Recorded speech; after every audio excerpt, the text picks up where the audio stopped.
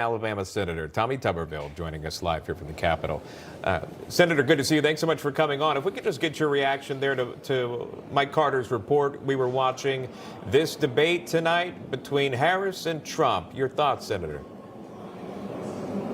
Well, I've traveled the country on the last 4 weeks since we've been on recess, and everybody, Democrats and Republicans, are saying, who is Kamala Harris? What does she stand for? She's basically been in the basement for the last 3.5 years. They've hit her out.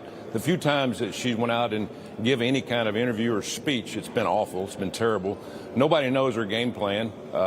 And it's been 51 days since they said they placed her in this position, and she refuses to ask questions. The American people need answers. I don't know whether an hour and a half is going to be enough time. President Trump should just give the floor to her and say, okay, what is your policies? Let the American people know. She really doesn't have any, because the policies she has are the ones that they've been running for the last 3.5 years.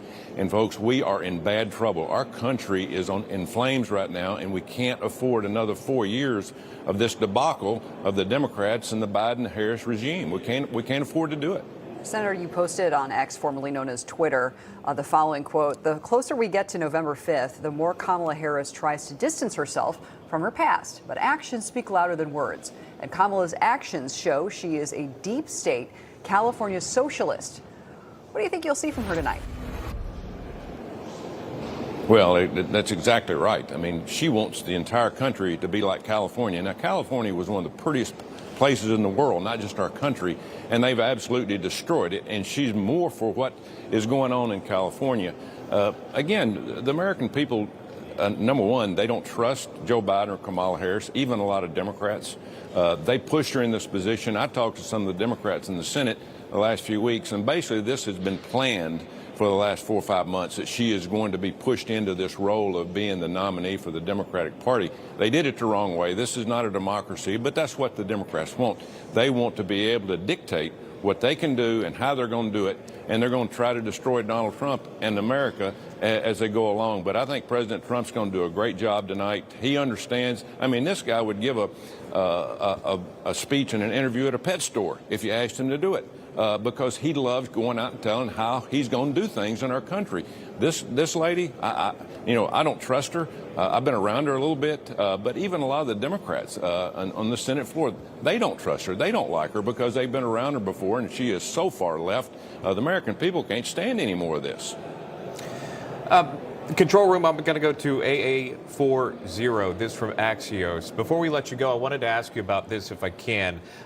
Your office blocked the nomination of Lieutenant General Ronald Clark to a top Army role over concerns he knew about Defense Secretary Lloyd Austin's hospitalization, never alerted the president about it, which she should have. But it's not the first time you've tried to block military promotions. In the past, you've had your reasonings for doing so. Just wanted to see if I could get a comment from you on this. On Clark's other qualifications, many point to the fact that he is very qualified for this role. Can you speak to that as to why you chose to block it? Hey, you might be qualified, but if you can't make a good decision while you're in a job that's responsible for something, then you got problems. I mean, he was very close to Lloyd Austin. He's on his staff, and he made the decision not to let the Commander-in-Chief, Joe Biden, or anybody else know that he was in the hospital. I mean, we're in a dangerous world, and the Department of Defense needs to be on all cylinders, needs to be hitting on all cylinders. This guy made a decision. I'm not going to tell anybody. We're going to kind of work our way through this, and maybe nobody will find out. He's going to pay the price for this. I'm not going to lift this hold until we have the full review. Now, I'll tell you this, a lot of Democrats are also on the same bandwagon with this. They don't trust what happened in this scenario. The review is going on.